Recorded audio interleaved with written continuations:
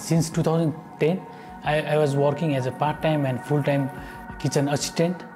Just having experience is not enough because I will be called as a kitchen assistant forever if I don't have a certificate. I am Sajak, I am from Nepal and I am 29 years old.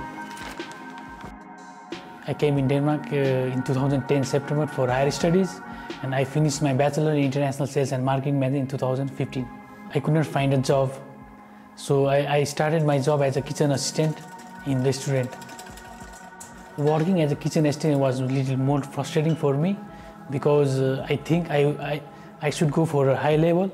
So that's why I choose this education. 2 deciliter should be for one person and 2 deciliter of water. It's important to have an education because I will be called as a kitchen assistant forever if I don't have a certificate. You know how to cook scallops?